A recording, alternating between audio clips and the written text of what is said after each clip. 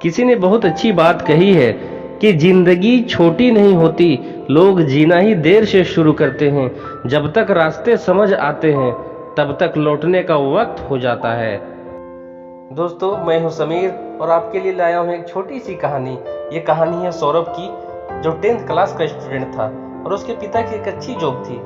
सौरभ हमेशा इस बात से परेशान रहता था कि उसके पापा उसे जो पॉकेट मनी देते थे वो 3 सालों से बिल्कुल भी नहीं बढ़ी थी, जबकि उसके दोस्तों को अपने घर से बहुत सी पॉकेट मनी मिलती थी जो समय के अनुसार बढ़ती रहती थी।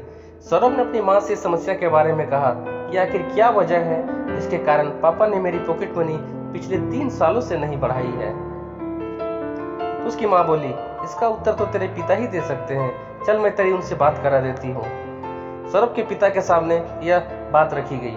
उसके पिता ने सौरभ की ओर देखा और मुस्कुराते हुए बोले, जिस दिन तुम अपनी पॉकेट मनी को सही से संभालना सीख जाओगे उसी दिन मैं तुम्हारा पॉकेट मनी को बढ़ा दूंगा।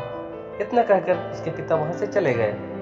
अब सौरभ बार बार यही सोच रहा था कि आखिर पापा कहना क्या चाहते हैं और पॉकेट मनी को सही से संभालना इसका क्या मतलब है।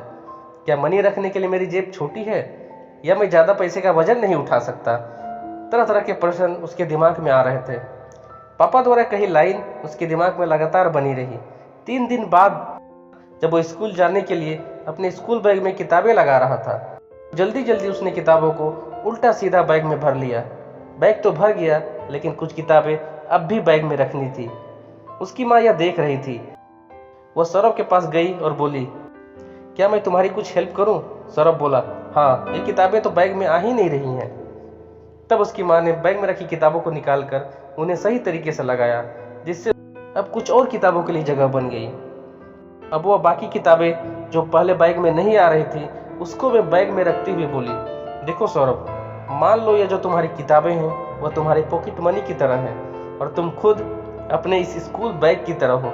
जितनी सही तरीके से और सही जगह अपनी किताबें लगाओगे उतनी ही और ज्यादा किताबें तुम अपने बैग में रख सकोगे। माँ का इतना कहना सौरभ के लिए सफलता का सूत्र बन गया। सौरभ की आंखें चमकने लगी। अब उसे अपने पापा की बात पूरी तरह समझ आ चुकी थी। वो समझ चुका था कि पापा मेरी पॉकेट मनी इसलिए नहीं बढ़ा रहे हैं क्योंकि मैं अपने पॉकेट मनी को सही से और सही जगह खर्च नहीं कर रहा हूँ। यदि मैं अपने प्रेजेंट पॉकेट मनी को सही से मैनेज करना सीख जाऊं तो वह मेरी पॉकेट मनी को बढ़ा देंगे। उसने तुरंत अपने पॉकेट मनी को सही तरीके से और सही जगह खर्च करने का फैसला किया। उसने पैसा अपनी इच्छा के हिसाब से नहीं बल्कि वहां खर्च किया जहां जरूरत थी और उतना ही खर्च किया जितनी जरूरत थी। जितने भी पैसे खर्च हुए सभी को वो एक डायरी में लिखता चला गया। अब जब अगले महीने की पॉकेट मनी मिलने का समय आया तो सौरभ की खुशी का ठिकाना ना रहा। वह आश्चर्यचकित था। अब उसके पास पिछले महीने की पॉकेट मनी से भी पैसे बच गए थे और इस महीने की पूरी पॉकेट मनी उसके हाथ में थी। वह तुरंत अपने पापा के पास आया और बोला, पापा जी, देखो मैंने अपनी पॉकेट मनी को संभालना सीख लिया है। उसने अपने लास्ट मंथ की सेविंग भी दिखाई और इस बार की पॉकेट मनी भी दिखाई।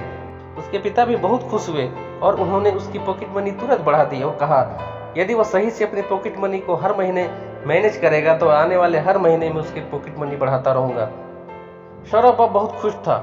उसे समझ आ गया था कि जिस चीज को हम सही से मैनेज करना सीख लेते हैं वह चीज समय के साथ बढ़ती चली जाती है। कुछ ही महीनों में सौरभ की सेविंग मनी इतनी बढ़ गई कि अब वह उसे कई जगह इन्वेस्ट करने भी लगा और आज सौरभ अपने शहर का एक अच्छा बिजनेसमैन है। दोस्तों, सौरभ की ये छोटी सी कहानी हमें बड़ी बात सिखाती है कि जिस चीज को हम सही से संभालना अर्थात मैनेज करना सीख लेते हैं वह चीज समय के साथ लगातार बढ़ती चली जाती है। अब वो चाहे मनी को मैनेज करना हो या टाइम को मैनेज करना हो, चाहे वो आपके सोशल रिलेशन हो या अपने फैमिली के लिए आपका प्यार हो, कुछ भी हो, यदि आप चीज़ों को मैनेज करना सीख गए तो समझ लो आपको सफल होने से कोई नहीं रोक सकता। मिलता हूँ अगली वीडियो में एक नई कहानी के साथ। तब तक के लिए जय हिंद, जय भारत।